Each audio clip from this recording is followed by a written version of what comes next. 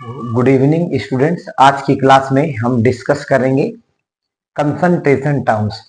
Molarity और molality जो concentration terms थी, इनको हमने कल एक्सप्लेन कर लिया था बहुत ही डिटेल्स में। तो ध्यान रखेंगे, कल के लेक्चर में यहाँ तक हमने कवर किया था और आज के लेक्चर में जो आगे बचे हुए कंसंट्रेशन टर्म्स हैं उनको हम डिस्कस करेंगे। तो सबसे पहले हम डिस्कस करते हैं मोलैरिटी। कल डिस्कस कर लिया था।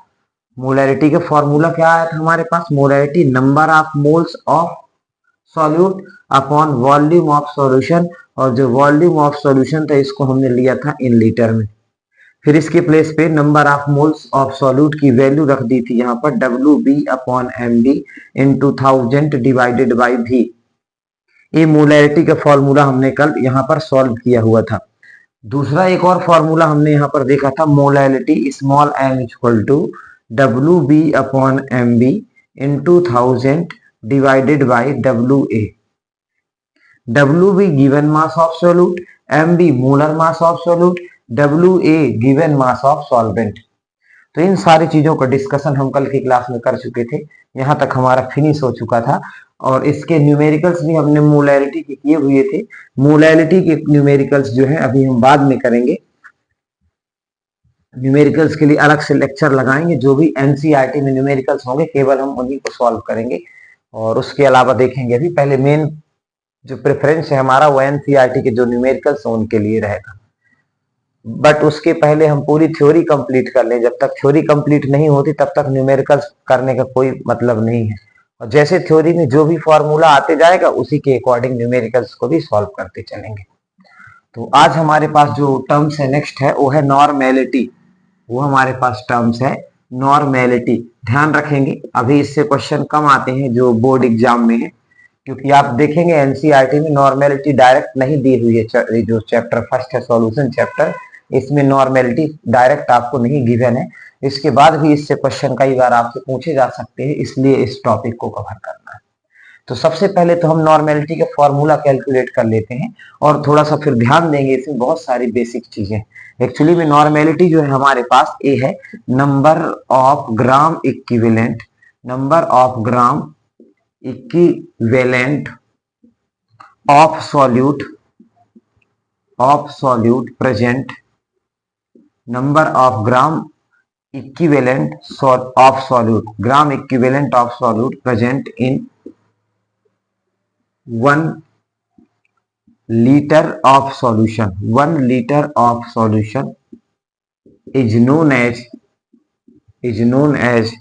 normality, is known as normality। जो नॉर्मेलिटी है इसको कैपिटल एल से डिनोट, एन से डिनोट करेंगे। जो नॉर्मेलिटी है इसको कैपिटल एन से डिनोट करेंगे। यदि हम इसका फॉर्मूला लिखना चाहें तो ध्यान रखेंगे, जब भी फॉर्मूला लिखेंगे तो फॉर्मूला लिखते समय याद रखना हमें यहाँ पर कि नॉर्मेलिटी इक्वल टू हमें यहाँ पर लेना है number of gram equivalent, number of gram equivalent of solute. ध्यान रखना, number of gram equivalent of solute divided by volume of solution. Solution का यहाँ पे लेना है वॉल्यूम।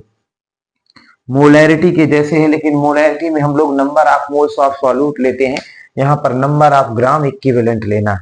यहाँ पर हमें नंबर ऑफ ग्राम इक्विवेलेंट लेना।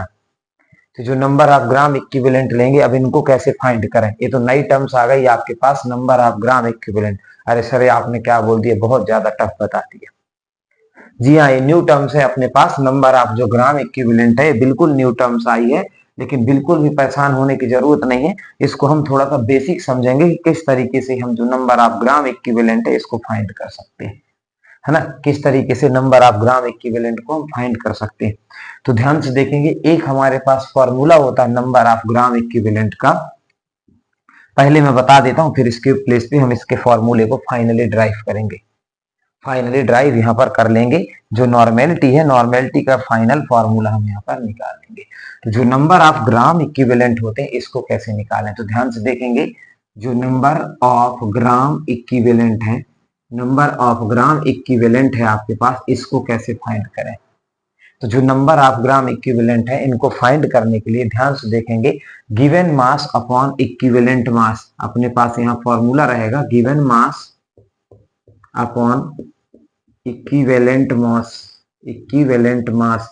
ध्यान रखना बच्चों, ये जो given mass upon equivalent mass है, यहाँ पर नंबर ऑफ ग्राम इक्विवेलेंट है, number of gram equivalent, but यहाँ पे हमने लिया इक्विवेलेंट मास या इक्विवेलेंट वेट ले ले, इसी को हम लोग बोलते हैं इक्विवेलेंट वेट। WT लिख दिया मैंने वेट के लिए। तो ये जो यहाँ पर जो है नंबर ऑफ ग्राम इक्विवेलेंट है, ये हमने नंबर ऑफ ग्राम इक्विवेलेंट लिया। सर ये नंबर ऑफ ग्राम इक्विवेलेंट को कैसे फाइंड करेंगे, उसके लिए फॉर्मूला है number of gram equivalent equal to given mass upon equivalent mass, given mass upon equivalent mass. Given mass को अभी तक हम लोग WB से दिखाते आए तो WB लिख देंगे, इक्विवेलेंट मास को हम लोग यहाँ पर लिख सकते हैं E इंटू WT। WT का मतलब वेट, E का मतलब इक्विवेलेंट वेट, है ना। तो फाइनली जो हमारे पास फॉर्मूला निकल के आ रहा है, ध्यान से देखेंगे, फाइनली जो हमारे पास फॉर्मूला निकल के आ रहा है नॉर्मेलिटी का, वो क्या बनेगा, number of gram equivalent. Number of gram equivalent के प्लेस पे आप क्या रख सकते हैं, WB upon E WT, equivalent weight. किसके प्लेस पे, नंबर ऑफ ग्राम इक्विवेलेंट के प्लेस पे। तो जो नंबर ऑफ ग्राम इक्विवेलेंट था, number of gram equivalent of solute, इसके प्लेस पे WB अपॉन इक्विवेलेंट वेट ई बस लिख देते हैं, कई बुक्स में ई बस लिखा मिलेगा आपको, तो WB अपॉन ई बस लिख सकते हैं आप यहाँ पर। ई इक्विवेलेंट वेट है। इक्विवेलेंट वेट को कैसे फाइंड करेंगे, इसके लिए भी अभी हम बात करेंगे। अपॉन में लिखा वॉल्यूम ऑफ सॉल्यूशन, लेकिन जो वॉल्यूम ऑफ सॉल्यूशन इसको आपको लीटर में लेना, तो इन लीटर जब वॉल्यूम ऑफ सॉल्यूशन को लेंगे तो V अपॉन 1000 लिखना पड़ेगा, जिसको जब मल्टीप्लाई में लिखेंगे तो 1000 अपॉन कितना आ जाएगा आपके पास, V आ जाएगा। तो ये जो फाइनल फॉर्मूला आएगा आपके पास नॉर्मेलिटी का निकल के आ जाएगा। अरे मस्त से पढ़ो, बिल्कुल मजे लेके, है ना, टेंशन बिल्कुल नहीं लेना। जिंदगी में वैसे भी इतनी टेंशन है, और टेंशन लेके पढ़ाई की तो कोई मतलब नहीं। नॉर्मेलिटी मैंने बोला number of gram equivalent of solute present in 1 litre of solution. 1 litre solution में सॉल्यूट के कितने number of gram equivalent present है, वही नॉर्मेलिटी, उसी को हम लोग नॉर्मेलिटी कहेंगे। तो normality equal to number of gram equivalent of solute upon volume of solution. तो नंबर ऑफ ग्राम इक्विवेलेंट को फाइंड करने के लिए हमारे पास फॉर्मूला है given mass upon equivalent mass. भाई नंबर ऑफ मोल्स निकालते थे ना, मोलैरिटी में नंबर ऑफ मोल्स लेते थे, तो नंबर ऑफ मोल्स का क्या फॉर्मूला था, नंबर ऑफ मोल्स के लिए हम लोग यूज करते थे given mass upon molar mass. यहाँ पे मोलर मास नहीं है, given mass upon equivalent mass है, given mass upon equivalent mass use करते हैं यहाँ पर। अभी जो इक्विवेलेंट मास है ये कहाँ से आता है, इसको कैसे फाइंड करें सर, तो ध्यान से देखेंगे, ये जो इक्विवेलेंट मास है इसको फाइंड करने का एक अलग से आपके पास सेपरेट से फॉर्मूला है, यहाँ पर ध्यान देना।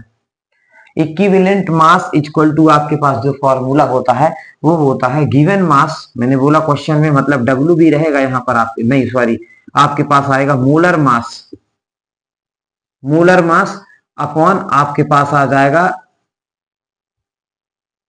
X, molar mass upon X। Sir X कहां से आ गया, तो ध्यान देखेंगे, X जो है एसिड के केस में होगा बेसिसिटी, बेसिसिटी, और ये बेस के केस में होगा, X जो है X बेस के केस में होगा एसिडिटी, एसिडिटी। 11th में पढ़ा होगा, नहीं पढ़ा हो तो ध्यान दें, अपोजिट होता हमेशा, एसिड के केस में एसिडिटी नहीं निकलती, एसिड के केस में बेसिसिटी निकलती है, और बेस के केस में एसिडिटी निकलती है। सर ये क्या होती है, बेसिसिटी और एसिडिटी, बहुत सिंपल लैंग्वेज में समझाएं, ज्यादा डिटेल में ना जाएं। तो ध्यान रखें, बेसिसिटी का मतलब यहाँ पर है, एसिड के केस में बेसिसिटी फाइंड करते हैं तो कितने हाइड्रोजन आयन एसिड जो है प्रोड्यूस कर सकता है, जितने हाइड्रोजन आयन प्रोड्यूस कर सकता है एसिड, वही बेसिसिटी है, और उसी को X के प्लेस पे रखेंगे। जब हमारे पास कोई भी सॉल्यूट एसिड होगा तो एसिड के केस में जो X की वैल्यू है, X की वैल्यू कहां से निकालेंगे हम, बेसिसिटी से, और बेसिसिटी का मतलब है कितने नंबर ऑफ प्रोटॉन एसिड जो है लॉस कर रहा है, या कितने नंबर ऑफ प्रोटॉन्स जो है H+ है एसिड के थ्रू हमें वाटर में डिसोसिएशन के साथ मिल रहे हैं, तो उसको हम यहाँ पर क्या करेंगे, रख देंगे X। बेस की बात करें तो बेस के केस में हमेशा हम लोग फाइंड करते हैं एसिडिटी, तो बेस के केस में जब हमेशा एसिडिटी फाइंड करते हैं तो बेस के केस में एसिडिटी फाइंड करेंगे, कितने हाइड्रोक्साइड आयन बेस प्रोड्यूस कर रहा है, जितने हाइड्रोक्साइड आयन बेस प्रोड्यूस कर रहा है वो उसकी एसिडिटी होगी, उसी को हम लोग X के प्लेस पे रख देंगे, उसी को हम लोग X के प्लेस पे रख देंगे, और जैसे ही X के प्लेस पे रखेंगे तो हमारे पास E की वैल्यू निकल आएगी, इक्विवेलेंट मास कैलकुलेट हो जाएगा। इक्विवेलेंट मास यहाँ पर हम कैलकुलेट कर पाएंगे आसानी से। और सॉल्ट के केस में क्या करें सर, यदि हमारे पास कोई सॉल्ट दिया हो तो सॉल्ट के केस में ध्यान से देखें, आप लोग ले लें नंबर ऑफ केटायन, या तो फिर आप लोग ले लें यहां पर नंबर ऑफ एनायंस, या तो नंबर ऑफ केटायन या नंबर ऑफ एनायंस ले लें। चलिए आइए समझते हैं कुछ क्वेश्चंस के साथ कि कैसे हम इक्विवेलेंट मास को कैलकुलेट कर पाएंगे। जब इक्विवेलेंट मास कैलकुलेट करते हमसे बन जाएगा, देन इसके बाद हम नॉर्मेलिटी के एक या दो क्वेश्चन देखेंगे, एक दो न्यूमेरिकल्स नॉर्मेलिटी के कैलकुलेट करेंगे। बट उससे पहले हम यहाँ पर इक्विवेलेंट मास कैसे कैलकुलेट करें, नंबर ऑफ ग्राम इक्विवेलेंट को कैसे कैलकुलेट करें, इन सारी चीजों को यहाँ पर हम समझेंगे। स्क्रीनशॉट ले लें, या ज्यादा बेटर हो कि साथ में लिखते चलें, साथ में लिखते जाएं तो और अच्छा है ना, साथ में लिखते जाएं तो ज्यादा बेटर है। यदि मेरी स्पीड ज्यादा हो तो आप स्लो कर लें, पॉज कर लें, पॉज करके भी आप नोट कर सकते हैं, लिख सकते हैं सारी चीजों को। जो समझ में ना आए वो आप बता दें, लेकिन पढ़ते चलें आराम से। डेली की क्लास में, डेली के लेक्चर में जो भी टॉपिक्स कवर कर रहे हैं उन सभी सारे टॉपिक्स को कवर करते चले। और मैं अभी इसके बाद नेक्स्ट चैप्टर भी साथ में ही स्टार्ट कर दूंगा, पैरेलल 2 चैप्टर के मैं वीडियोज जो है अपलोड करने लगूंगा। तो हम आते हैं और इक्विवेलेंट मास को कैलकुलेट करके बात बताएंगे कि कैसे इक्विवेलेंट मास को कैलकुलेट कर पाएंगे हम, किस तरीके से इक्विवेलेंट मास को हम लोग कैलकुलेट कर पाएंगे, ध्यान देंगे। इक्विवेलेंट मास क्या है, molar mass upon x. X क्या है आपके पास, एसिड के केस में बेसिसिटी, बेस के केस में एसिडिटी, और सॉल्ट के केस में हम लोग एक फैक्टर एक्स ले लेंगे, वहां पे या तो नंबर ऑफ केटायंस लें या वहां पर नंबर ऑफ एनायंस लेंगे, ध्यान रखेंगे सभी लोग। तो ध्यान दें यहाँ पर। अब हम बात करते हैं, सपोज दैट हमारे पास H2SO4 है और हमसे बोला कि जो H2SO4 है इसका आप इक्विवेलेंट मास कैलकुलेट करें। इक्विवेलेंट मास मतलब आपको E निकालना है, और E आपको पता है ये होता है molar mass, molar mass upon x. मैंने बताया एक्स क्या होता है, अभी हमने एसिड लिया तो एसिड के केस में बेसिसिटी होगी। सर इसकी बेसिसिटी कितनी है, जितने आयंस, जितने हाइड्रोजन आयंस ये प्रोड्यूस करेगा, कितने H+ आयंस प्रोड्यूस करेगा सॉल्यूशन में, वही इसकी बेसिसिटी। याद रखो एसिड के केस में हमेशा हम बेसिसिटी फाइंड करते हैं और बेस के केस में हम एसिडिटी फाइंड करते हैं। तो यहाँ पर एसिड है मतलब बेसिसिटी। अरे नहीं आए समझ में तो सिंपल से याद रखो कितने केटायंस प्रेजेंट है इसके पास, जितने केटायंस प्रेजेंट है वही एक्स की वैल्यू। यही तो मैं कह रहा हूं, 2 हाइड्रोजन आयन प्रोड्यूस हो रहे हैं, 2 रखेंगे। अच्छा मैंने बोला नंबर ऑफ केटायंस तो 2 ही है, एक H के पास 1+, 2 H के पास 2+, तो नंबर ऑफ केटायंस भी तो 2 है आपके पास।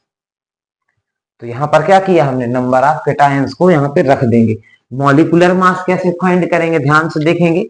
H2SO4 का मॉलिक्यूलर मास फाइंड करना है, हाइड्रोजन का mass 1, there are 2 hydrogen atom, you have to write 2 into 1+, mass of sulfur atom is 32+, mass of oxygen atom is 16, but there are 4 oxygen atoms, so you have to write here 4 into 16.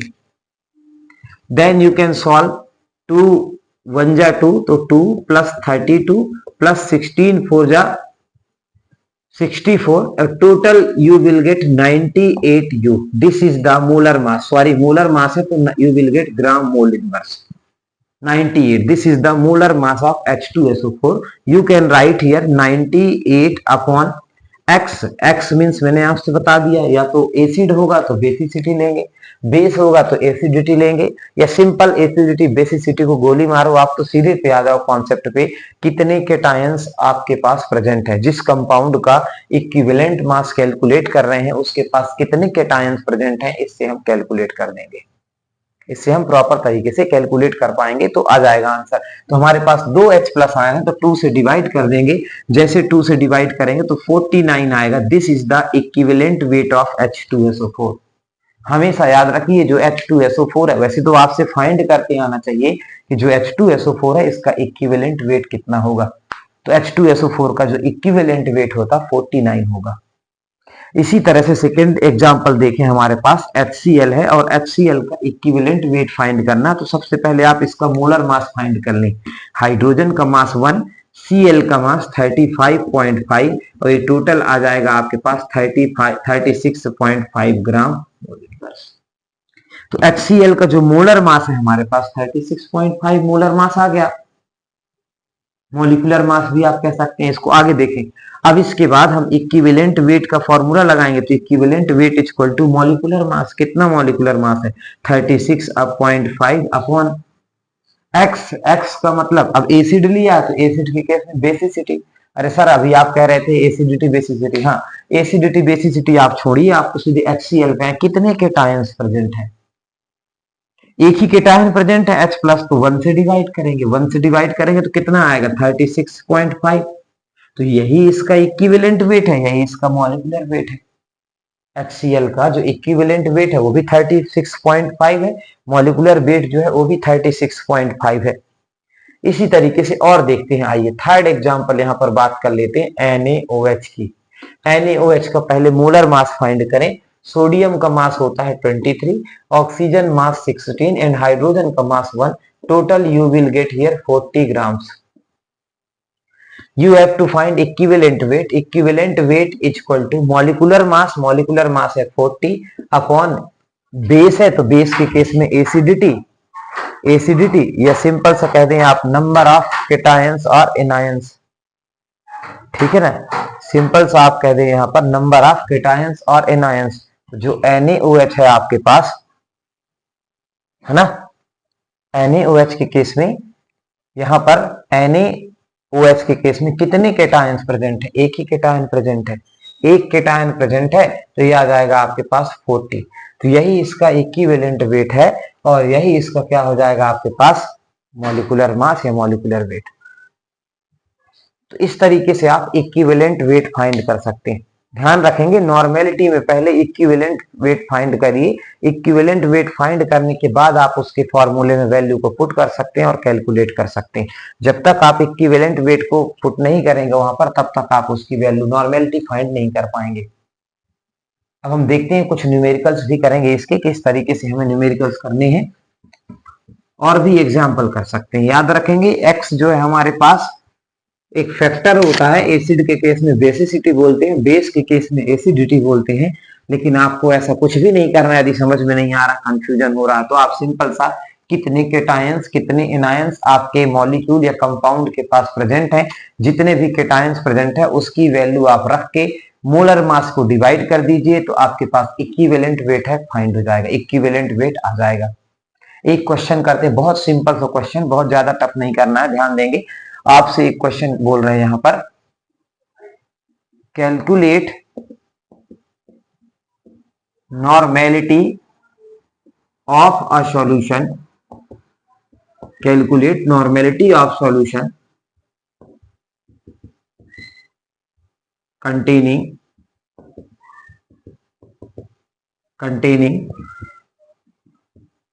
5 gram NaOH in 250 ml of solution। 250 ml of solution। अब ध्यान रखना यहां पर normality आपको यहां पर find करना। Calculate normality of solution containing 5 gram NaOH in 250 ml of solution। सबसे पहले आपको पता फॉर्मूला लिखना, तो फॉर्मूला नॉर्मेलिटी का क्या होता है? Normality is equal to WB upon equivalent weight. WB क्या है? Given mass. E क्या है? Equivalent weight. Equivalent weight into 1000 divided by V। ये तो नॉर्मेलिटी का फॉर्मूला, लेकिन ध्यान रखेंगे यहां पर आपको E भी लिखना पड़ेगा। देखो यदि आप बोर्ड में सॉल्व करते हैं तो सबसे पहले आप लिखिए गिवन, कौन कौन सी वैल्यू आपको गिवन है। तो WB होता है गिवन मास। गिवन मास हमें दिया गया 5 ग्राम, तो हम यहाँ पे लिख सकते हैं, we can write here WB is equal to 5 gram. Next value क्या गिवन है? V, volume is equal to 250 ml। Next value हमें क्या चाहिए? E, equivalent weight. Equivalent weight is not given, but you know that कि molar mass of NaOH is 40 divided by factor x। x means base है तो acidity या number of cations, only 1 cations are present, तो you can divide 40 divided bye 1, तो ये आपके पास आ जाएगा equivalent weight 40। अब सारी वैल्यू आ गई आपके पास, नॉर्मेलिटी आप फाइंड कर सकते हैं। जो WB है अपने पास 5 ग्राम, जो इक्विवेलेंट वेट है अपने पास 40, ऊपर आपके पास 1000 है, भी आपके पास वॉल्यूम कितना दिया है 250, 250 वन जा 250, 250 फोर जा 1000, 4 वन जा 4, 4 10 जा 40, 5 वन जा 5, 5 टू जा 10, मतलब आपके पास यहाँ पे आ रहा है 1/2। और यदि 1/2 को आप सॉल्व करेंगे तो ये आएगा 0.5। नॉर्मेलिटी, नॉर्मेलिटी की यूनिट क्या होती है? नॉर्मेलिटी की unit number of gram equivalent, gram equivalent की तो होगा ये आपके पास ग्राम इक्विवेलेंट, ग्राम इक्विवेलेंट की ग्राम इक्विवेलेंट अपॉन में वॉल्यूम ऑफ सॉल्यूशन, मतलब ग्राम इक्विवेलेंट पर लीटर, या लिख सकते हैं gram equivalent litre inverse, gram equivalent litre inverse. This is the unit of a normality, this is the unit of normality. तो इस तरह से हम नॉर्मेलिटी के और भी क्वेश्चंस जो है हम इनको सॉल्व कर सकते हैं। यहाँ पर जो नॉर्मेलिटी के क्वेश्चन है हमारे पास, इस तरीके से हम इनको सॉल्व कर सकते हैं। सभी लोग ध्यान से देखेंगे। ये फॉर्मूला था आपके पास नॉर्मेलिटी का, एक बार लिखें, अच्छे से समझें और पढ़ें। समझ में ना आए तो आप बताएं, वैसे ऐसे हो नहीं सकता। यदि आप प्रॉपर तरीके से एक बार पढ़ेंगे तो आपको जरूर समझ में आएगी, बिल्कुल ध्यान से पढ़ेंगे। ई बस याद रखिए, ई इक्विवेलेंट वेट है। इक्विवेलेंट वेट को कैसे फाइंड करना है? Molar mass upon x. X क्या है? फैक्टर। कौन सा फैक्टर है? एसिड के केस में बेसिसिटी फैक्टर और बेस के केस में एसिडिटी फैक्टर। लेकिन सबसे शॉर्टकट मैंने आपको बताया, एसिड हो बेस हो, आपको क्या करना, आप तो ध्यान रखिए नंबर ऑफ कितने केटायंस, नंबर ऑफ केटायंस से जो भी मोलर मास है उसको आप डिवाइड कर दीजिए तो आपके पास इक्विवेलेंट वेट निकल आएगा। इक्विवेलेंट वेट मतलब ई की वैल्यू आ जाएगी। जब ई की वैल्यू आ जाएगी तो नॉर्मेलिटी का फॉर्मूला आपके पास बना हुआ है, आप नॉर्मेलिटी के फॉर्मूले में रख दीजिए और बाकी चीजें सॉल्व कर लीजिए। तो इस तरीके से आप नॉर्मेलिटी को फाइंड कर सकते हैं, बहुत ही आसान तरीके से। एक मैंने न्यूमेरिकल अभी बताया है, अभी और भी न्यूमेरिकल्स एनसीईआरटी में तो है नहीं नॉर्मेलिटी से रिलेटेड न्यूमेरिकल, क्योंकि मैंने आपको पहले ही बताया है एनसीईआरटी में 12th क्लास 11th क्लास दोनों में नॉर्मेलिटी नहीं दी हुई है। फिर भी हम लोग पढ़ लेते हैं, कोई क्वेश्चन इससे रिलेटेड आ जाए तो हमें आना चाहिए, बनना चाहिए। चलिए हम आगे बढ़ते हैं नेक्स्ट कंसंट्रेशन टर्म्स की ओर। और नेक्स्ट जो कंसंट्रेशन टर्म्स लेंगे अभी हम लोग लेंगे मोल फ्रैक्शन। नेक्स्ट जो कंसंट्रेशन टर्म्स है हमारे पास वो है मोल फ्रैक्शन। हम यहाँ पर डिस्कशन करेंगे मोल फ्रैक्शन का।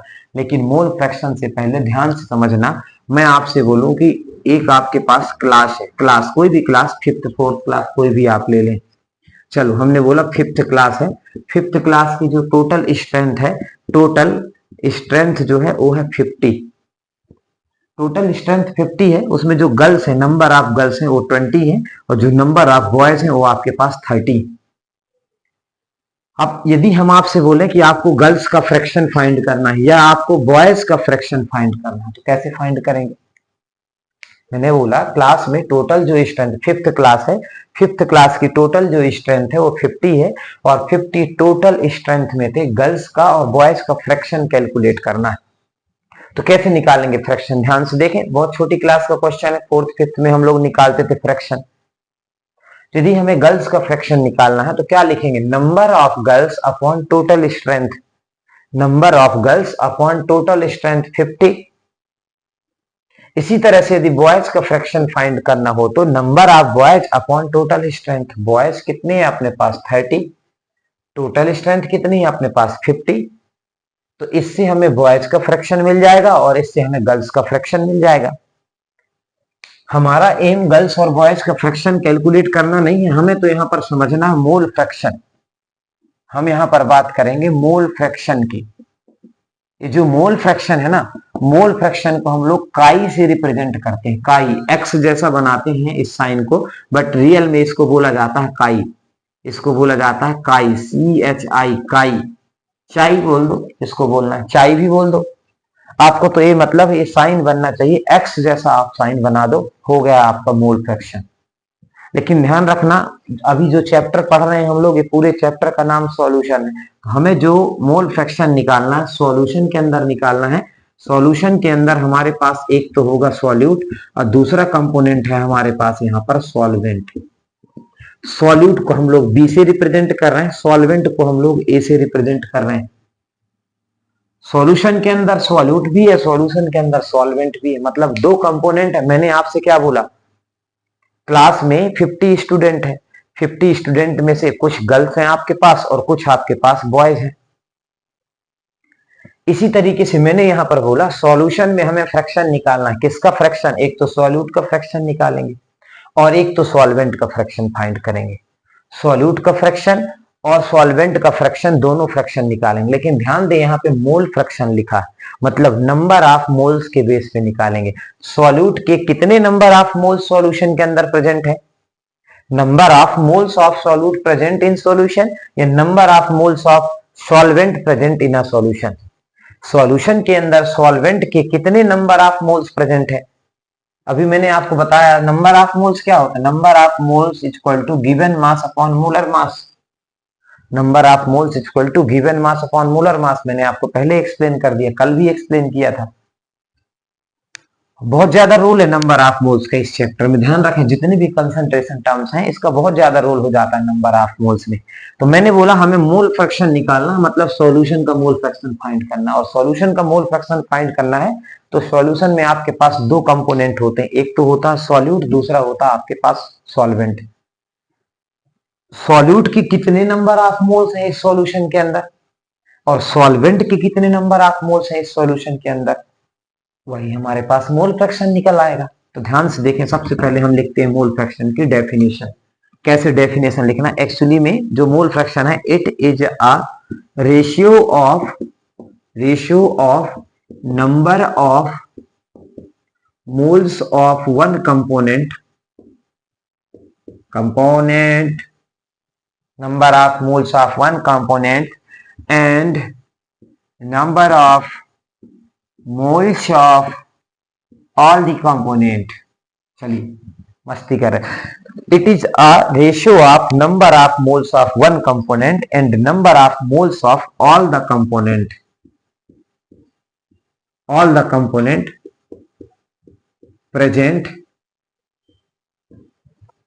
Present in a solution.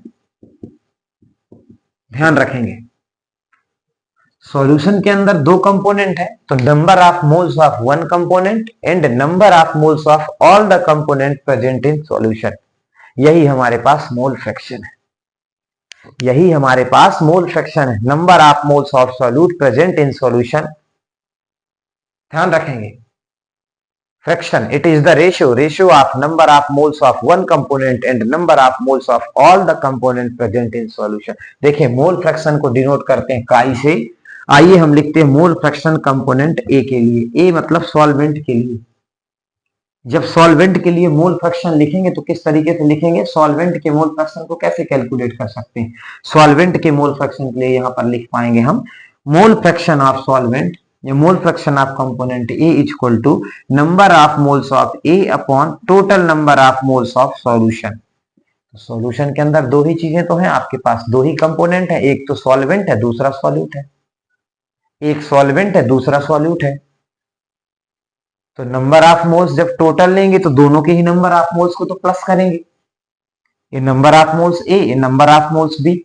चले हम देखते हैं, यदि हमें फाइंड करना हो number of mole fraction of component B, A के तो कैलकुलेट कर ली, यदि हमें बी की मोल फ्रैक्शन फाइंड करना हो तो बी के फाइंड करना हो तो लिखेंगे number of moles of B upon number of moles of A plus number of moles of B.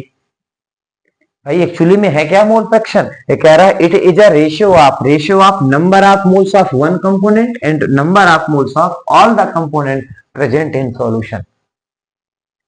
Number of moles of one component and number of moles of all the component present in a solution, इसी को हम लोग mole fraction कहते हैं। यही हमारे पास है mole fraction. तो मैंने लिखा number of moles of A plus number of moles of B. अब यदि सॉल्यूशन का मोल फ्रैक्शन फाइंड करना हो तो सॉल्यूशन का मोल फ्रैक्शन फाइंड करना हो तो mole fraction of component A plus mole fraction of component B आप प्लस कर दो। अच्छा आओ देखते हैं, दोनों को प्लस करते हैं। Mole fraction of component A के प्लेस पे अपने पास number of moles of A upon number of moles of A plus number of moles of B. फिर प्लस किया mole fraction of component B का जो मोल फ्रैक्शन है number of moles of B upon number of moles of A plus number of moles of B. ध्यान रखें यहाँ पर LCM लेंगे तो अपने पास आएगा number of moles of A plus number of moles of B. ऊपर भी आपके पास number of moles of A plus number of moles of B. ये किसके इक्वल में आ रहा है? Mole fraction of component A plus mole fraction of component B. और यदि आप यहाँ पर प्रॉपर देख पा रहे हैं तो ये कैंसिल हो जाएगा और आपको यहाँ पर वैल्यू कितनी मिल रही है? 1। Mole fraction of component A plus mole fraction of component B always equal to 1। हमेशा याद रखना, बहुत जगह जरूरत आएगी इस फॉर्मूले की, इस फॉर्मूले की बहुत ही जगह जरूरत पड़ेगी। Mole fraction of component A plus mole fraction of component B, जब दोनों की वैल्यू को प्लस किया और प्लस किया तो हमें 1 मिल गया। तो सॉल्यूशन के अंदर आपके दो कंपोनेंट होंगे तो दोनों कंपोनेंट का जब टोटल मोल फ्रैक्शन फाइंड करेंगे तो मोल फ्रैक्शन आपको हमेशा 1 के इक्वल मिलेगा। मोल फ्रैक्शन आपको हमेशा 1 के इक्वल मिलेगा, सभी को याद रखना अच्छे से,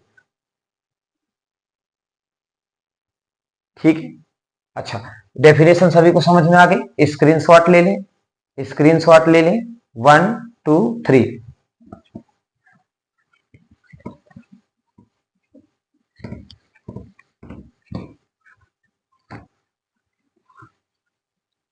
है ना, हमने अभी फाइंड किया था mole fraction of component A plus mole fraction of component B is equal to 1। इसका मतलब यदि आपको एक के मोल फ्रैक्शन पता हो जाए तो दूसरे के आप कैलकुलेट कर सकते हैं। सपोज दैट आपको बी के मोल फ्रैक्शन पता है, तो बी के मोल फ्रैक्शन पता है तो ए के आप फाइंड कर सकते हैं। कैसे? Mole fraction of A is equal to 1 minus mole fraction of component B. तो इससे आप यदि एक के फ्रैक्शन पता है, एक के मोल फ्रैक्शन पता है तो आप दूसरा ऑटोमेटिक फाइंड कर सकते हैं, क्योंकि दोनों का जो सम होता है 1 के इक्वल होता है। क्या सर हमारे सॉल्यूशन में 3 कंपोनेंट होंगे तब मोल फ्रैक्शन को कैसे फाइंड करेंगे? अरे उसने मिल्क में वाटर भी ऐड कर दिया, शुगर भी ऐड कर दिया, तो शुगर वाटर मिल्क 3 कंपोनेंट हो गए आपके पास ना। 3 कंपोनेंट सॉल्यूशन में प्रेजेंट है, तो इस कंडीशंस में फ्रैक्शन को कैसे फाइंड करेंगे? मोल फ्रैक्शन कैसे फाइंड कर पाएंगे? तो इस कंडीशन में जो मोल फ्रैक्शन फाइंड करेंगे उसके क्या तरीका होगा, ध्यान से देखेंगे। हमने बोला number of moles of A plus mole fraction of component A plus mole fraction of component B plus mole fraction of component C plus mole fraction of component D plus dot dot dot mole fraction of component N, तब भी कितना आएगा? 1 के equal आएगा। ध्यान रखें, आपके solution में जितने भी कंपोनेंट हो उससे मतलब नहीं है, जब उनके मोल फ्रैक्शन का सम करेंगे तो मोल फ्रैक्शन का सम करते समय हमेशा आपको 1 के इक्वल मिलेंगे। जो मोल फ्रैक्शन का सम होगा वो 1 के इक्वल आएगा हमेशा। जो भी मोल फ्रैक्शन होगा वो हमेशा 1 के इक्वल ही मिलेगा आपको। खैर अभी हमारे 12th क्लास के बेस में 12th स्टैंडर्ड में आपका काम केवल mole fraction of component A plus mole fraction of component B equal to 1 से हो जाएगा। तो ये था हमारे पास बेटा मोल फ्रैक्शन। इसके भी क्वेश्चन अभी हम सब लोग सारे क्वेश्चन इस चैप्टर के एक साथ न्यूमेरिकल्स करेंगे। तो इस तरीके से हम लोग इस क्वेश्चन को भी इस तरीके से इस कंसंट्रेशन टर्म्स को मोल फ्रैक्शन को भी बता सकते हैं। ध्यान रखना सबसे ज्यादा इंपॉर्टेंट चीज यहाँ पर जो है, जैसे हमने लिखा mole fraction of component A equal to number of moles of A upon number of moles of A plus number of moles of B. Number of moles की यूनिट मोल और अपॉन में भी मोल ही है, टोटल मोल है ना, तो total mole के लिए भी मोल ही आएगा। तो मोल अपॉन मोल, तो मोल अपॉन मोल तो कैंसिल। तो जो मोल फ्रैक्शन होता है, ध्यान रखना, mole fraction is unitless quantity. Mole fraction is unitless quantity. कोई भी यूनिट मोल फ्रैक्शन की नहीं होती है, मोल फ्रैक्शन यूनिटलेस होता है। जो मोल फ्रैक्शन है आपका यूनिटलेस होता है, कोई भी मोल फ्रैक्शन की यूनिट नहीं होती। Mole fraction is a unitless quantity, सभी को याद रखना है। चले आगे बढ़ते हैं हम लोग। नेक्स्ट न्यूमेरिकल अभी करेंगे, जी करेंगे, पूरे न्यूमेरिकल्स करेंगे, ध्यान देना। अभी हम चलते हैं नेक्स्ट कंसंट्रेशन टर्म्स की तरफ, और जो नेक्स्ट कंसंट्रेशन टर्म्स है हमारे पास 1 2 3 4 हो गई। 5th कंसंट्रेशन टर्म जो है आपके पास पीपीएम। पीपीएम मींस पार्ट पर मिलियन, पार्ट पर मिलियन, या 10 की पावर 6 लिखते हैं। पार्ट पर मिलियन का मतलब क्या है? 10 की पावर 6। तो ध्यान देंगे, इसमें ज्यादा हमें कुछ नहीं देखना, फॉर्मूला देखना है कि पार्ट पर मिलियन फाइंड करना हो तो क्या होगा फॉर्मूला इसका। तो ध्यान से देखेंगे, पीपीएम जब किसी भी उसका पार्ट पर मिलियन फाइंड करना हो तो यहां पे लिखते हैं हम लोग मास of solute upon mass of solution into 10 की पावर 6, 10 की पावर 6 पीपीएम, 10 की पावर 6 पीपीएम। जो भी मास ऑफ सॉल्यूशन है उसमें सॉल्यूट का 10 की पावर 6 पार्ट। इसका यूज ना बहुत, जहां पर ट्रेस अमाउंट में जहां पे कंसंट्रेशन बनानी होती है वहां पर इसका यूज करते हैं। मेडिसिन वगैरह जहां पर बनाते हैं, जहां पे वेरी लो कंसंट्रेशन रहती है, वहां पर हम पीपीएम का यूज करते हैं। कभी कभी इसको पीपीबी भी बोलते हैं, पीपीएम पार्ट पर मिलियन, पीपीबी पार्ट पर बिलियन। तो ये इसका फॉर्मूला होता है पीपीएम का, मास of solute upon mass of solution into 10 की पावर 6। तो this is the formula for finding the ppm. ज्यादा इस पे ध्यान रखना, ज्यादा कुछ नहीं, बस फॉर्मूला याद रखें, बस आगे बढ़ते हैं हम लोग और आगे चलते हैं। नेक्स्ट जो कंसंट्रेशन टर्म्स है हमारे पास, नेक्स्ट कंसंट्रेशन टर्म्स है अपने पास, ध्यान से देखेंगे सभी लोग। और वो कंसंट्रेशन टर्म्स है कौन सी, मास परसेंटेज। 6th नंबर की जो कंसंट्रेशन टर्म्स है ये है मास परसेंटेज, मास परसेंटेज। ध्यान रखना इसमें भी फॉर्मूला ही यूज करेंगे, कुछ न्यूमेरिकल्स करेंगे, लेकिन इसके कुछ इसके न्यूमेरिकल्स करेंगे। जो मास परसेंटेज है इसके अंदर 3 आते हैं, एक आता है मास बाई मास परसेंटेज, या बोलते हैं हम लोग वेट बाई वेट परसेंटेज। ये जो वेट बाई वेट परसेंटेज होता है इसका फॉर्मूला होता है वेट ऑफ सॉल्यूट, मतलब मास ऑफ सॉल्यूट भी लिख सकते हैं इसको, मास of solute upon mass of solution, mass of solution into 100। 3 है इसके कैटेगरी में, लिखते जाएंगे फॉर्मूला, क्योंकि मैं अभी रफ कर दूंगा और रफ करने के बाद फिर इसके न्यूमेरिकल सॉल्व करवाऊंगा। सेकेंड इसमें आता है आपके पास वेट बाई वॉल्यूम परसेंटेज। यहां पर हम लोग लेते हैं mass of solute upon volume of solution into 100। और थर्ड अपने पास यहीं पे आता है सी नंबर पे, volume by volume percentage equal to, यहां पे वॉल्यूम दोनों ही लिक्विड स्टेट में, सॉल्यूट सॉल्वेंट इस कंडीशन में दोनों लिक्विड स्टेट में है, तो यहां पर लिखेंगे volume of solute upon volume of solution, volume of solute upon volume of solution into 100। तो ये 3 फॉर्मूले हैं, सभी लोग इसको अच्छे से देख लें, नोट कर लें। तीनों फॉर्मूले आप प्रॉपर तरीके से देखें, इसके बाद हम लोग आगे बढ़ते हैं। तीनों फॉर्मूलों को लिखें, देखें, फिर इनसे रिलेटेड कुछ क्वेश्चन करते हैं।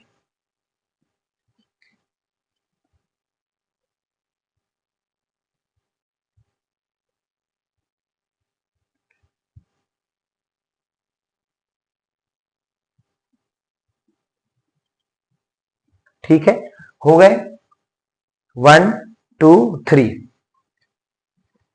तीनों फॉर्मूले आपको ध्यान रखना है, तीनों फॉर्मूले आपसे बनना चाहिए, तभी आपका काम बन पाएगा, नहीं तो काम आपका बिल्कुल भी नहीं बन पाएगा। ठीक है, ध्यान रखेंगे, तीनों फॉर्मूले आपको आने चाहिए। कुछ क्वेश्चंस देख लेते हैं हम लोग इस चैप्टर से रिलेटेड, या इनसे रिलेटेड जो भी क्वेश्चंस होंगे हमारे पास वो ध्यान देने पड़ेंगे, बिना क्वेश्चन के काम नहीं चलेगा। जैसे एक क्वेश्चन हम यहाँ पर बात करते हैं, आपके पास ट्राई करना थोड़ा सा, calculate wait by weight percentage of a solution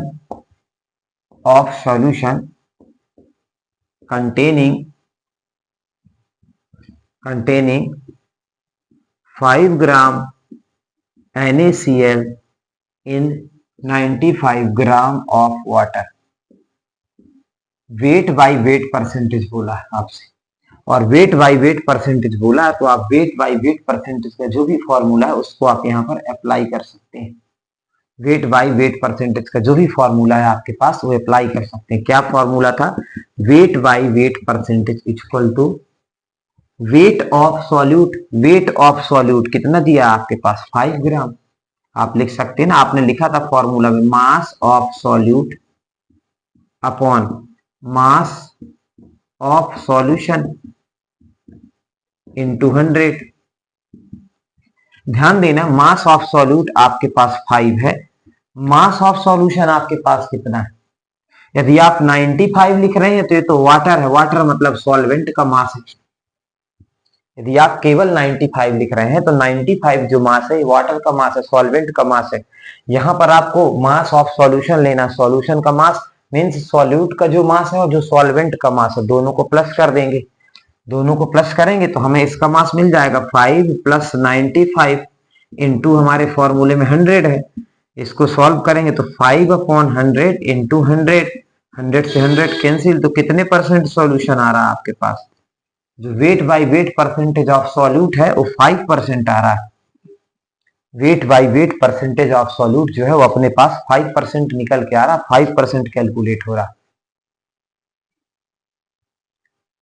तो इस तरीके से हम न्यूमेरिकल्स जो है इस टॉपिक से सॉल्व कर सकते हैं। और भी देखें, अभी आप ध्यान से देखेंगे और समझेंगे। मान लो इसी में हम आपको देते हैं calculate weight by volume percentage दे दिया, calculate weight by volume percentage of a solution containing 5 gram NaCl in 100 ml of water, in 100 ml of water. इस कंडीशन में आपको पता है कि volume by weight by volume percentage calculate करेंगे, और जो weight by volume percentage calculate करेंगे उसका फॉर्मूला क्या होगा? उसका फॉर्मूला होगा आपके पास mass of solute upon mass of solution, mass of solution, और इनटू में कितना लिख देंगे यहां पर 100। ध्यान रखना, जो मास ऑफ सॉल्यूट है आपको गिवन है 5 ग्राम, मास ऑफ सॉल्यूशन है आपको दिया 100। ध्यान रखना, इस बार 100 प्लस 5 नहीं करेंगे, 100 प्लस 5 नहीं करेंगे। ध्यान दो, आपके पास यहां पर वाटर 50 ml वाटर, भाई ये वेट बाई वॉल्यूम परसेंटेज है, वहां पर पहले वाले कंडीशन में वेट बाई वेट परसेंटेज निकाला था, मतलब सॉल्यूट भी आपका सॉलिड था, सॉल्वेंट भी आपका सॉलिड था, या नहीं भी रहा सॉलिड तो दोनों का मास लिया था, तो दोनों के मास को जब हम प्लस करेंगे तो मास तो प्लस हो जाएगा। लेकिन ध्यान से देखें, यहां पर हमारे पास 50 ml, suppose that 50 ml water है, और इसमें जब हम सॉल्ट को ऐड करेंगे तो क्या इसका वॉल्यूम बढ़ेगा? 50 ml तो 50 ml ही रहेगा। जो भी सॉल्यूट आप डिजॉल्व कर रहे हैं वो पूरा सॉल्यूट जो वाटर के मॉलिक्यूल के बीच में स्पेस होती है उस स्पेस को जाके कवर करेगा, उस स्पेस पे चला जाएगा, उस स्पेस को जाके कवर करेगा। तो मतलब यहाँ पे वॉल्यूम इंक्रीज होगा नहीं, वॉल्यूम इंक्रीज नहीं होगा, मतलब यहाँ पे जो मास ऑफ सॉल्यूशन, जो सॉरी यहाँ पे था वॉल्यूम आएगा अपने पास, वॉल्यूम ऑफ जो सॉल्यूशन है, तो वॉल्यूम के प्लेस पे 100 लिखेंगे क्योंकि वॉल्यूम आपको 100 दिया हुआ है, और इनटू में भी आपके पास 100 है तो 100 से 100 कैंसिल, यहाँ पर भी आपका जो परसेंटेज आएगा वो 5% आएगा। एक बार देख लें, यहाँ पे थोड़ी सी मिस्टेक हो गई थी, वॉल्यूम ऑफ सॉल्यूशन लेना है आपको। एक बार देखें फिर आगे बढ़ते हैं।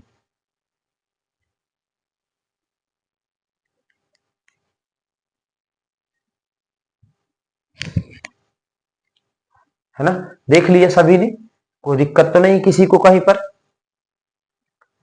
तो इस तरीके से क्वेश्चंस जो है हम यहाँ पर सॉल्व कर सकते हैं, वेट बाय वेट परसेंटेज के, वेट बाय वॉल्यूम परसेंटेज के, है ना। इस तरीके के क्वेश्चंस को हम यहाँ पर सॉल्व कर सकते हैं, न्यूमेरिकल्स को आसानी से बहुत सॉल्व कर सकते हैं। तो ये अपने पास एक कुछ कंसंट्रेशन की टर्म्स थी जिनको हमने यहाँ पर डिस्कस किया, उनके कुछ न्यूमेरिकल्स किए हैं। एक नॉर्मेलिटी का न्यूमेरिकल्स किया, मोलैरिटी का एक किया था, एक मोलैलिटी का किया था न्यूमेरिकल्स, और इस तरीके से हम इन सभी को सॉल्व कर सकते हैं, बता सकते हैं, एक्सप्लेन कर सकते हैं। जो कंसंट्रेशन की टर्म्स है, कंसंट्रेशन की जो टर्म्स है हमारी, वो यहीं पर खत्म होती है, और यहीं पर अब हम आगे क्या करते हैं, न्यूमेरिकल्स अभी बाद में कर लेंगे कुछ, हम नेक्स्ट टर्म्स एक्सप्लेन करते हैं, और नेक्स्ट टर्म एक्सप्लेन करने के लिए ध्यान से देखेंगे सभी लोग। नेक्स्ट जो टर्म्स है हमारे पास वो है सॉल्युबिलिटी, वो है सॉल्युबिलिटी, याद रखेंगे सॉल्युबिलिटी। सॉल्युबिलिटी का कुछ पार्ट यहाँ पे एक्सप्लेन करेंगे यार, और कुछ पार्ट जो है सॉल्युबिलिटी का नेक्स्ट लेक्चर पे हम एक्सप्लेन करेंगे, जैसे हेनरी लॉ वगैरह, तो हेनरी लॉ को हम लोग नेक्स्ट लेक्चर में कवर करेंगे। इस लेक्चर में हम सॉल्युबिलिटी कवर करेंगे। सॉल्युबिलिटी क्या है? कौन कौन से फैक्टर्स हैं जो सॉल्युबिलिटी को अफेक्ट करते हैं, किस तरह से अफेक्ट करते हैं, कौन कौन से फैक्टर्स हैं जो सॉल्युबिलिटी को अफेक्ट करते हैं, किस तरह से अफेक्ट करते हैं, उन सारे फैक्टर्स का डिस्कशन करेंगे यहां पर, और उन्हीं के बेस पे जो नेक्स्ट आएगा हमारे पास हेनरी लॉ, उसको हम एक्सप्लेन करेंगे। तो ध्यान रखना सभी लोग, सॉल्युबिलिटी, सबसे पहले मैं इसकी डेफिनेशन की बात करता हूं, आप लोग नोट कर लेना यहां पर सॉल्युबिलिटी की जो डेफिनेशन है। तो सबसे पहले सॉल्युबिलिटी की डेफिनेशन को आप लोग यहां पर नोट करेंगे, ठीक है। सॉल्युबिलिटी की डेफिनेशन आप लोग नोट करेंगे।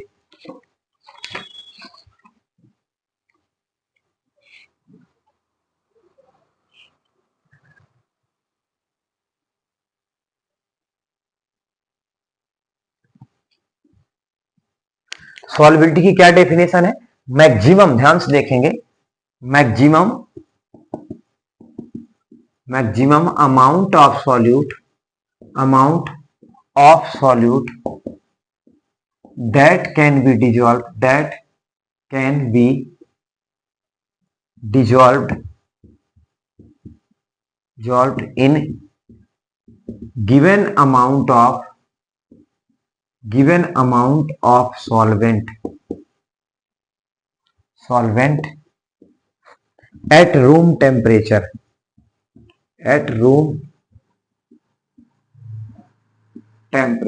ध्यान से देखेंगे, बहुत इंपॉर्टेंट है बेटा, इसके बिना, डेफिनेशन के बिना आगे बिल्कुल ना बढ़े। कई बार क्या होता है, हम घर में शरबत बनाते हैं तो शक्कर पानी में नीचे रह जाती है, जितना भी आप डिजोल्व करो, कितना भी उसको घोलो, उससे ज्यादा शक्कर नहीं घुलती। क्यों? क्योंकि उस वाटर की जो सॉल्युबिलिटी थी ना, गिवन अमाउंट ऑफ वाटर जो आपने लिया था, उसकी सॉल्युबिलिटी हो गई। सॉल्युबिलिटी है क्या एक्चुअली में? The maximum amount of solute, कितना सॉल्यूट मैक्सिमम अमाउंट में आप रूम टेम्परेचर पे, मान लो मैंने आपको एक गिलास पानी दिया, एक गिलास सॉल्वेंट दिया, पानी दिया, सॉल्वेंट है पानी, तो एक गिलास पानी दिया, तो एक गिलास पानी पे आप कितनी मैक्सिमम अमाउंट में शक्कर घोल सकते हैं रूम टेम्परेचर पे, वही सॉल्युबिलिटी। ऐसा थोड़ी कि आप शक्कर डालते जाओ घुलते जाएगी, नहीं। आपने देखा होगा जब रसगुल्ले, जलेबी वगैरह के लिए चाशनी बनाते हैं तो उस कंडीशन में ज्यादा शक्कर घोलते हैं, लेकिन जब ज्यादा शक्कर घोलते हैं तो उस कंडीशन पे हमें गर्म करना पड़ता है, हम रूम टेम्परेचर नहीं लेते हैं। तो रूम टेम्परेचर पे सॉल्युबिलिटी हमेशा रूम टेम्परेचर पे कैलकुलेट करते हैं, सॉल्युबिलिटी को हमेशा रूम टेम्परेचर पे कैलकुलेट करते हैं। तो maximum amount of solute that can be dissolved in a given amount of solvent is known as solubility. लेकिन ये जो सॉल्युबिलिटी की डेफिनेशन देते हैं वो रूम टेम्परेचर से दे लेंगे।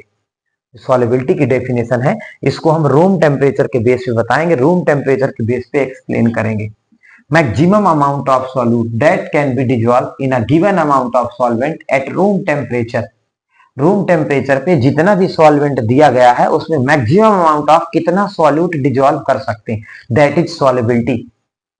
याद करें, लिखें इसको, maximum amount of solute that can be dissolve in a given amount of solvent is known as solubility. और ये सारी की सारी प्रोसेस जो है रूम टेम्परेचर पे होगी। आगे बढ़ते हैं हम और इसके फैक्टर्स देखते हैं, या देखते हैं कि सॉल्युबिलिटी जो है अपने पास, सॉल्युबिलिटी किस किस कंडीशन पे हमें पढ़ना है। तो सबसे पहले हम आपको बता दें कि जो सॉल्युबिलिटी है, सबसे फर्स्ट सॉल्युबिलिटी की जो कंडीशन है हमें पढ़ना है, सॉल्युबिलिटी ऑफ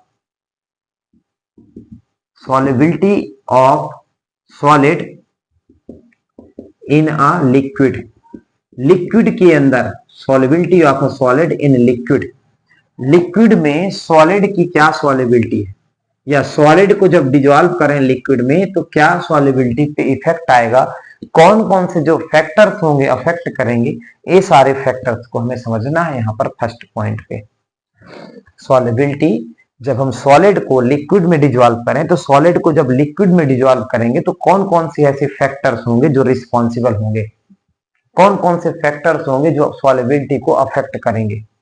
तो ध्यान से देखें, सबसे पहले यहां पर लिया जाता first factor, nature of solvent and solute. आपके पास सॉल्यूट, सॉल्वेंट जो आपने लिया उनका नेचर कैसा। सर क्या मतलब नेचर? अरे भाई, नेचर का मतलब आपने यदि आयनिक सॉल्यूट लिया है और सॉल्वेंट आपने आयनिक लिया है, तो यदि दोनों आयनिक हैं तो बहुत प्रॉपर तरीके से डिजॉल्व हो जाएंगे, मतलब सॉल्युबिलिटी बढ़ेगी। Like dissolve like, like dissolve like, जैसा उसी के साथ डिजॉल्व होगा। यदि सॉल्यूट आपके पास आयनिक है तो सॉल्वेंट भी आयनिक होना चाहिए तो प्रॉपर डिजॉल्व हो जाएगा। यदि सॉल्यूट आपके पास कोवेलेंट बॉन्ड वाला है ना, तो आपके पास जो सॉल्वेंट है वो भी कोवेलेंट बॉन्ड वाला होना चाहिए। कोवेलेंट बॉन्ड वाले के साथ बहुत अच्छे से डिजॉल्व होगा, आयनिक बॉन्ड वाले के साथ डिजॉल्व होंगे। तो इस तरीके से जो नेचर ऑफ सॉल्यूट सॉल्वेंट है वो अफेक्ट करते हैं कि यदि हम सेम नेचर के सॉल्यूट सॉल्वेंट को ले लें तो जो सॉल्युबिलिटी होती है वो इंक्रीज हो जाती है, सॉल्युबिलिटी जो होती है वो बढ़ जाती है। सबसे ज्यादा जो मेजर फैक्टर है हमारे पास, ध्यान से देखें, फर्स्ट था nature of solute and solvent, second जो फैक्टर है हमारे पास वो है टेम्परेचर, वो है अपने पास टेम्परेचर। और सभी को पता है, मैंने बताया कि रखा कि टेम्परेचर, जब किसी सॉलिड को आप लिक्विड में डिजॉल्व करेंगे, जब किसी सॉलिड को आप लिक्विड में डिजॉल्व करेंगे तो सॉलिड को लिक्विड में डिजॉल्व करते समय यदि आपने टेम्परेचर को इंक्रीज किया है तो टेम्परेचर को इंक्रीज करेंगे तो सॉल्युबिलिटी जो होगी, जो आपकी सॉल्युबिलिटी होगी आपकी ए भी इंक्रीज हो जाएगी। क्योंकि जो सॉलिड के पार्टिकल्स, हम अभी बात कर रहे हैं solubility of solid in a liquid, solid की सॉल्युबिलिटी, जब सॉलिड को लिक्विड में डिजॉल्व करें तो भी इसकी सॉल्युबिलिटी की बात कर रहे हैं। और इस कंडीशंस पे यदि टेम्परेचर को बढ़ा दें तो टेम्परेचर को बढ़ाएंगे तो जो सॉलिड की सॉल्युबिलिटी होगी, सॉलिड की सॉल्युबिलिटी ज्यादा हो जाएगी, लिक्विड के अंदर सॉलिड की जो सॉल्युबिलिटी होगी ये बढ़ जाएगी, इंक्रीज हो जाएगी, है ना। सॉलिड की सॉल्युबिलिटी लिक्विड के अंदर इंक्रीज हो जाएगी। इसी तरीके से मैंने समझाया हुआ है कि यदि टेम्परेचर को इंक्रीज करेंगे तो सॉल्युबिलिटी भी आपकी इंक्रीज हो जाएगी, क्योंकि सॉलिड पार्टिकल्स हैं, जैसे टेम्परेचर बढ़ाएंगे तो जो भी पार्टिकल्स हैं वो हीट एनर्जी को गेन करेंगे और गेन करने के बाद उनकी जो काइनेटिक एनर्जी होगी वो बढ़ जाएगी। एक बात और ध्यान रखना, टेम्परेचर को जब बढ़ाएं, ध्यान रखें, जब टेम्परेचर को हम लोग इंक्रीज करें, ऑन इंक्रीजिंग टेम्परेचर, जब टेम्परेचर को हम इंक्रीज करेंगे तो आप ध्यान से देखें, दो टाइप की रिएक्शंस होती है हमारे पास।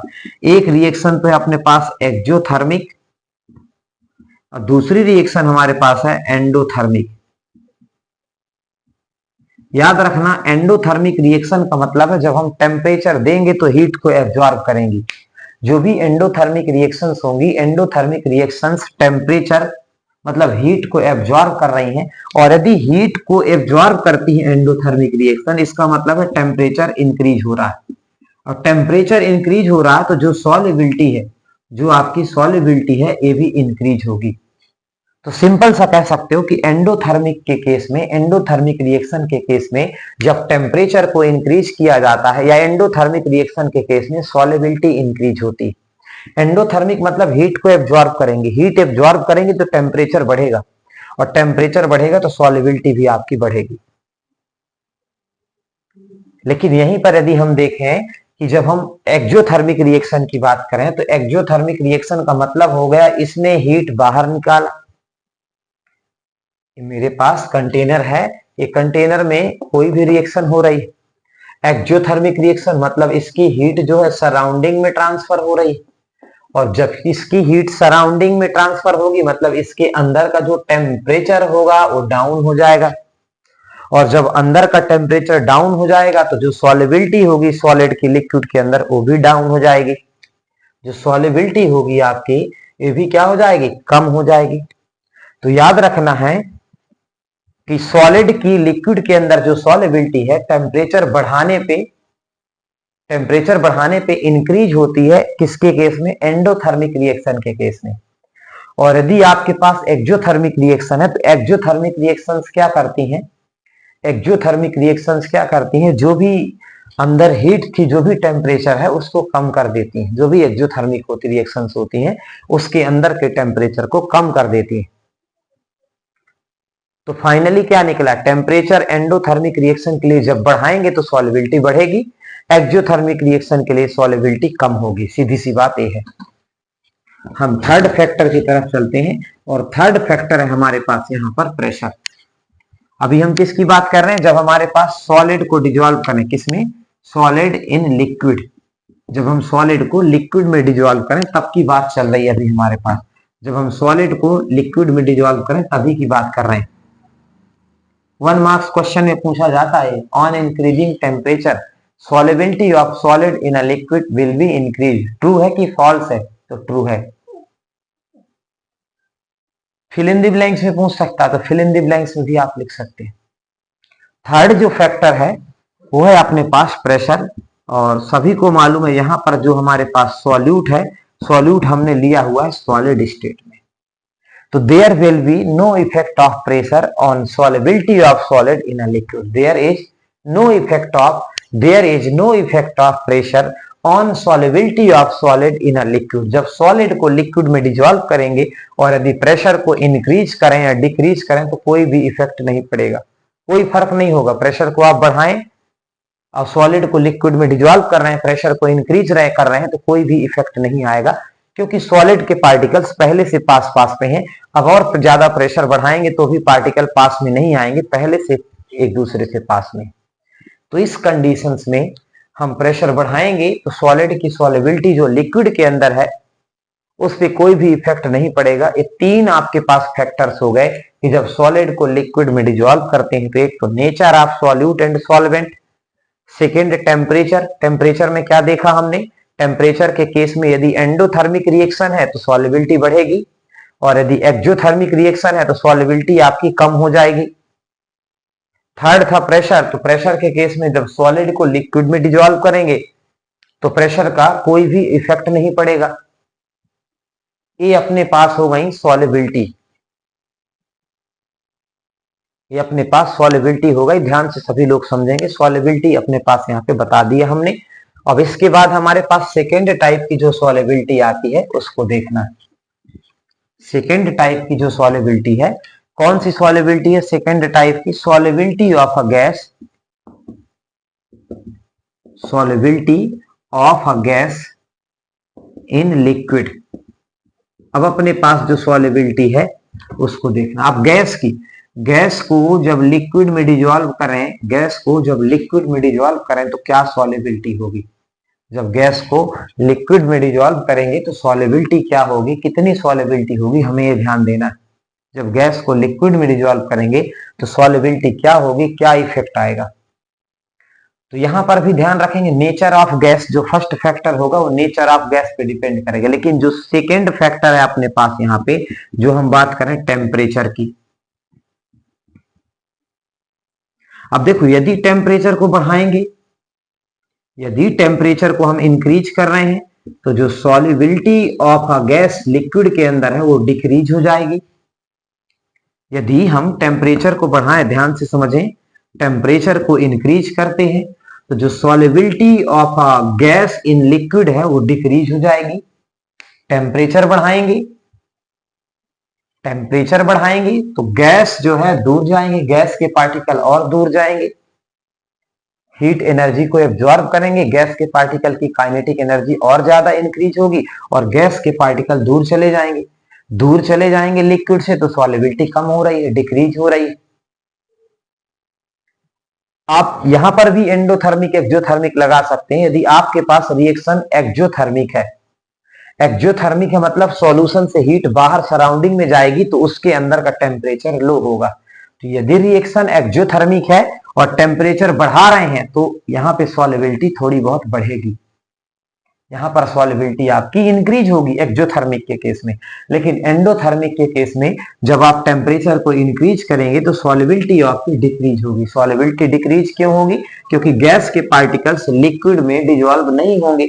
जैसे टेम्परेचर बढ़ाएंगे तो गैस के पार्टिकल की काइनेटिक एनर्जी और ज्यादा होगी और पार्टिकल्स और ज्यादा फास्ट मूव करने लगेंगे, तो ये लिक्विड में डिजोल्व भी नहीं होंगे। तो इस तरीके से जो सेकेंड फैक्टर है वो है टेम्परेचर, और जो थर्ड फैक्टर आता है जो बहुत ज्यादा इंपॉर्टेंट है हमारे लिए, ध्यान रखेंगे, थर्ड फैक्टर आता है वो है अपने पास प्रेशर। अब ध्यान रखेंगे, जब हम प्रेशर को इंक्रीज करेंगे तो गैस की सॉलिबिलिटी लिक्विड में इंक्रीज होती। यदि हम प्रेशर को इंक्रीज कर रहे हैं तो गैस की जो सॉलिबिलिटी होती है, जो गैस की सॉलिबिलिटी होती है लिक्विड में, वो भी इंक्रीज होती। भाई हमने प्रेशर बढ़ाया, प्रेशर बढ़ाया तो गैस के पार्टिकल दूर दूर से अब पास पास आ गए। जैसे प्रेशर को इंक्रीज किया तो गैस के पार्टिकल्स जो दूर दूर फैले हुए थे अब वो पार्टिकल पास पास आ गए। पार्टिकल पास पास आ गए तो लिक्विड स्टेट में, जब गैस के पार्टिकल पास में आते हैं तो लिक्विड स्टेट में कन्वर्ट हो जाते हैं। तो लिक्विड के साथ जो उनकी सॉल्युबिलिटी होगी वो इंक्रीज हो जाएगी। जो थर्ड फैक्टर है जो बहुत ज्यादा इंपॉर्टेंट है, पूछा भी जाता है आप लोगों से, प्रेशर फैक्टर। प्रेशर को यदि हम इंक्रीज करते हैं तो सॉल्युबिलिटी जो गैस की होती है लिक्विड के अंदर वो इंक्रीज हो जाती है। इसको सबसे पहले हेनरी ने एक्सप्लेन किया था, जिसे हम हेनरी लॉ के नाम से भी जानते हैं। और नेक्स्ट क्लास में, कल के लेक्चर में, हम हेनरी लॉ को एक्सप्लेन करेंगे। कल का जो हमारा लेक्चर होगा पूरा का पूरा लेक्चर हेनरी लॉ पर बेस्ड होगा। कल का जो हमारा पूरा लेक्चर होगा पूरा का पूरा लेक्चर आपका हेनरी लॉ पर बेस्ड होगा। और हेनरी लॉ पर बेस्ड जो लेक्चर होगा उसको करने के बाद फिर हम आगे के टॉपिक को कवर करेंगे। कल हम कोशिश करेंगे हेनरी लॉ हो जाए और हेनरी लॉ के बाद हमारे पास जो वेपर प्रेशर के कॉन्सेप्ट है, मींस राउल्स लॉ वगैरह है, वो टॉपिक भी स्टार्ट हो जाए। तो ध्यान रखें सभी लोग, बहुत अच्छे तरीके से पढ़ें, नोट्स बनाते चलें साथ में। तुरंत में यदि नहीं बना पा रहे हैं तो स्क्रीनशॉट लेते चलें। और यदि कहीं पे प्रॉब्लम हो रही तो आप बता सकते हैं, कमेंट कर सकते हैं। पर अभी से पढ़ना स्टार्ट करें, आपके पास टाइम बहुत कम है। और यदि समझ में आ रही चीजें तो चैनल को सब्सक्राइब करें और लाइक जरूर करें, शेयर भी करें अपने फ्रेंड्स को।